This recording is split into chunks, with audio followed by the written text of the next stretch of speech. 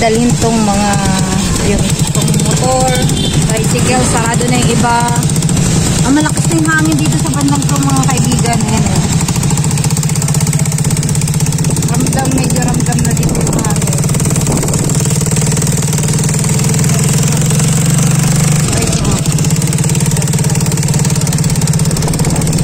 Ayan, hangin na dito guys.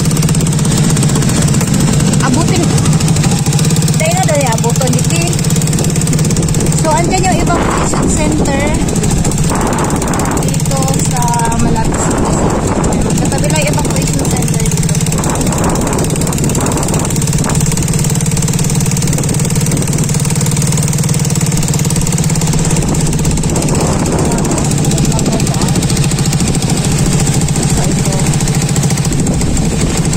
Nag-park din dito. So yung iba nandito guys, nasa evacuation ito. May mga evacuees na rin dyan. So sa loob may mga tent. So andun yung evacuation center. So dito natin ipapark. Wala tayo palang ano. Tayong winaling mo kasi tayong.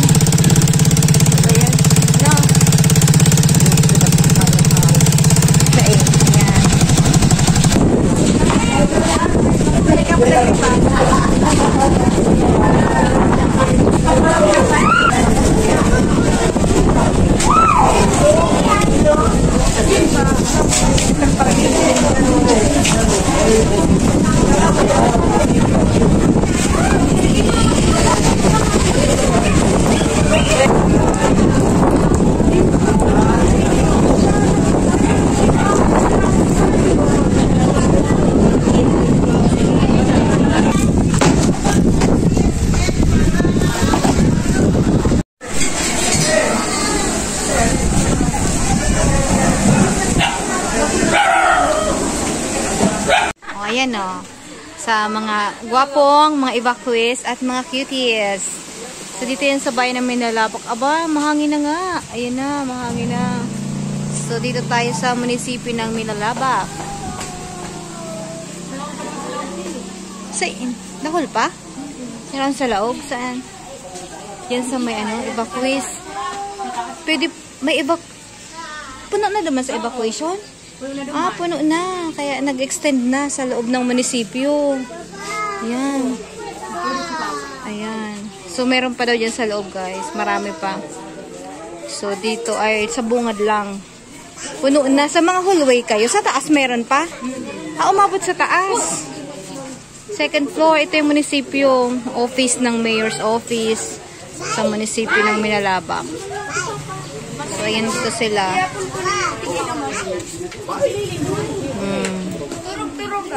Ayan po ang sitwasyon dito sa bagyong Pipito. So mamaya pa ang landfall. Ingat-ingat kayo. Naghahanap kami ng parking. Sige.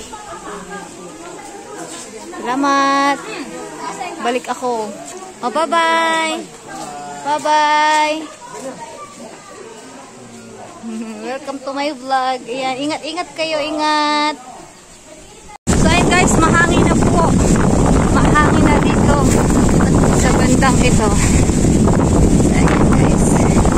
So pupunta kami ngayon sa kapatid ko. Dadalhan ko ng puto update. Ayan. Teka lang guys at so dito kami ngayon sa papunta sa bahay ng kapatid ko guys. Ito ramdam yung hangin talaga.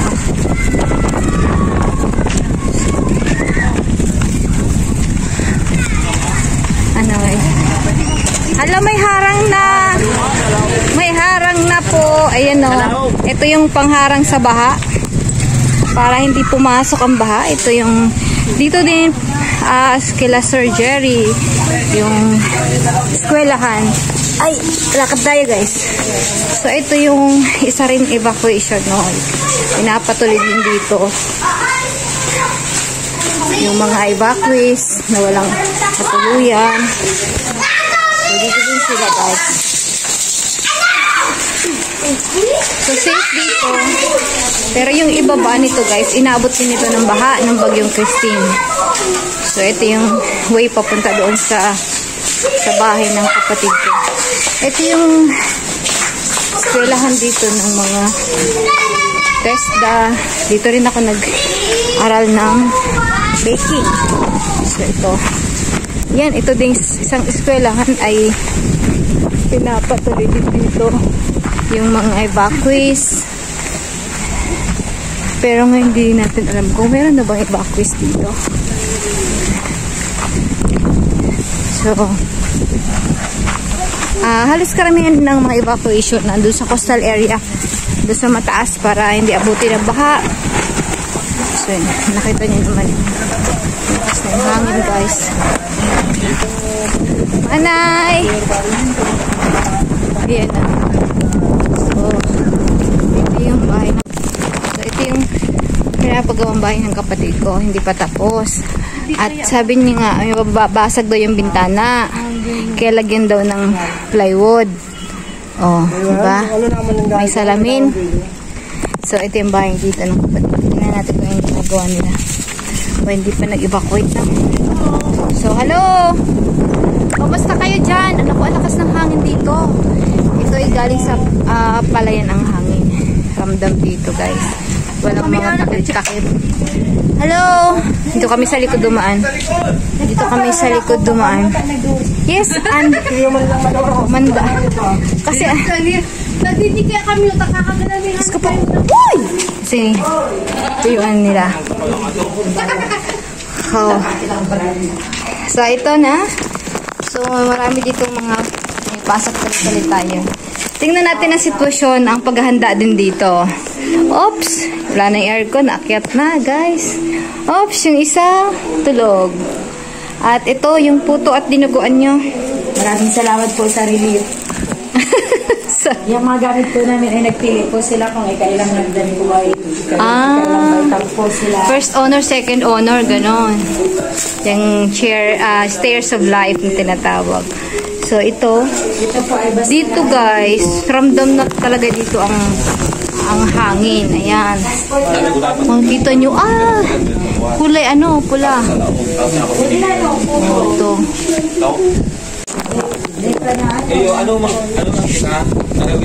Ito na ang kanilang bag. So, anytime daw, ready to evacuate daw sila, guys. So, may mga ano na sila dito. Foods, medicine. Ano ba to? Inspectin natin, guys. Ito yung kanilang damit. Yan. So, anytime, guys, pagka if in case na kailangan na nila mag-evacuate, ayan, evacuate na daw sila. Sabi ko yung maleta, yan, binaba ko na. Ay, si maleta niya pala. may kape. May kape, may payless, ayan. Ayaw mag-utong. Medicine, oh. Biscuit. Biscuit, on the go yan, bag. Meron kaming plato. May gatas. Ayun. Unboxing tayo, guys. Oh, ito po ay talagang ano to, pang ano din to, pang malakas ang ano din to. Mga damit.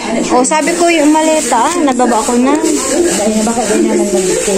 Depende, oh, yan. So, ayan, guys. So, ganyan naman talaga dapat, diba? So, kasi minsan, depende rin kasi kung yung pang VP. Ang lakas ng, ano kasi, ng sounds nyo kasi. Ayan. Ganito yung ginagawang paghahanda. No? Dapat sana all, naghahanda talaga yan. So, anytime, diba? Para hindi magutom. Mabang hirap kaya pagka nasa evacuation ka, kunyari wala pa yung relief, at least may mga instant food sila. O yan, mga ano din. O yan. So, alis na kami, guys, kasi baka mamaya abutan tayo ng malakas na hangin. At ito, binisita lang namin yung aming kapatid. So, ayan, pauwi na kami, guys. O yan, no? Mahangin na. Yung mga liliatos nila dito na tayo, dito nila yan nilagay, guys. So, para mas, so, marami for December sana yan. Nasa taas. Ito. Kailan to i-harvest? Nasa taas yung greenhouse. Kaya binaba nila ito kasi nahirap na. Baka pa rin ng nipipito. Communication device. O ito, mga kailangan. Ayan. Flashlight. Ano yan? Power bank, lighter, Nagdalang ayan o, may mga communication device daw, ayan o. Ready nila yan sa mga emergency power bank. Ayan. Meron na din dyang mga emergency numbers. Wow, ayan. Diba? Tama. So, gayahin nyo guys ha, sa mga mag-evacuate dyan, lalo na yung lagi nag-evacuate. Yung ganito lagi. So, may mga kits kayo dapat na dala-dala para laging handa. Ayan. So, ito na. Ayan, check daw sila. Ayan. So, alis na kami guys kasi baka abutan tayo ng malakas na hangin. May bihon po kami pero nag-accept pa po kami. O, nag-accept pa rin daw ng ano, ng relief. O, siyempre naman, ilang araw lang naman to kay Argos. Nakita nyo naman ang katawan ni Argos. Diba? So, ayan. Pera biro. Guys, mag-ingat-ingat po ang lahat. Ganyan talaga. Kailangan talaga laging handa. Siyempre, kung may mga life vest pa, mas maganda yung ganun para talagang hindi natin alam, di ba? Kasi nangyari na ilang beses na. So, sila kasi ito, pwedeng silang umalis dito, pwedeng hindi. Depende kasi sa sitwasyon kung yung hangin lang kaya. Pero pag may bahaan na, kailangan silang lumikas. Yan, may kuryente pa po. O, itong ano, Christmas light.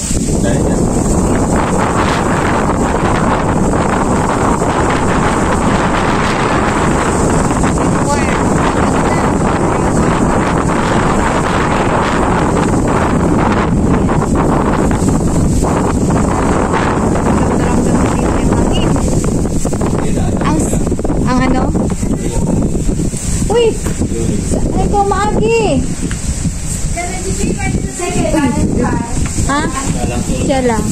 Magdi na kami. Babay kami dito guys. Dito kami duman kanina. Saan ka na siya? Alat? Bulit. Sa bukid walang papel. Rico. Ano ba ito eh? Eh baka kasi mamaya guys wala nang kuryente, so madilim yung dadaanan natin. So kaya kailangan tayong umuwi na ngayon guys. Dito na tayo dadaan. Sa may munisipyo na yung Padjak. So ayan yung evacuation. Ginawang evacuation center itong isang eskwelahan dito. Bermudez Center for Arts and Technology. Ayan. Lagi naman ito nag-a-accept ng mga evacuees. So, dito tayo dadaan. Nakasarado na dyan. Yung nakapanlaban sa baha. Okay. So, pauwi na kami. Galing doon sa kapatid namin. At ito nga, may kuryente pa naman. Ang oras ay, anong oras na ba? 5:39. So, mag-aalas 6 na guys. Ayan, medyo mahangin-hangin na talaga dito. At syempre, uwi na kami habang may kuryente pa. So, ha? So, dito kami ngayon guys, ng tatlo, ay nagbabahagi sa inyo ng sitwasyon dito sa Bicol. So, ang signal number, hindi naman lahat ng Bicol eh, may signal number 4, yung mga talagang ibang lugar talaga, lalo na yung mga malalapit sa mga dagat. So, ayun. So, ingat-ingat po ang lahat. So, update ko po kayo pag uwi namin, pagdating namin ng bahay. So, ayan. Ha? Magpapahinga daw kami, guys. Oh my. Ano yun? Nasa gilid ng park. Nagpa-park. Kasi may mga upo-upuan dito. So, sana hindi na lumakas yung bagyong dito. Kasi sayang din naman kasi guys yung mga puno na to. Mawawalan talaga to ng dahon. Nakakalbo yan. Pag talaga malakas yung hangin. Sayang din, diba? Nakakalungkot pag ganun. So, pag-pray natin na huwag naman lumakas, diba? Ayan. Kanina pa tayo nag-ikot. Ganito yung sitwasyon dito. Madilim-dilim na. Ayan, no? Mag-alas 6 na. Ayan. So, tawid tayo. Mga, ayan. So, kaya kami pala pumunta naman ni Silvio para i-park yung Padjak, saka yung ano tawag dito yung motor kasi nung nakaraan nga guys, lumubog sa baha. So, mga ilan-ilan pa din. So sa Naga City, may curfew na. May curfew na siya. So may curfew na sa Naga City. Dito sa amin sa Nalabak, wala namang curfew guys. Kaya nandito pa kami sa labas. May curfew. Dilim na guys. Wala nang mga motor sasakyan dito guys. Tinanggal na nila. Ayan. So wala nang mga tao at mga sasakyan. Wala na kasi inilikas na nila.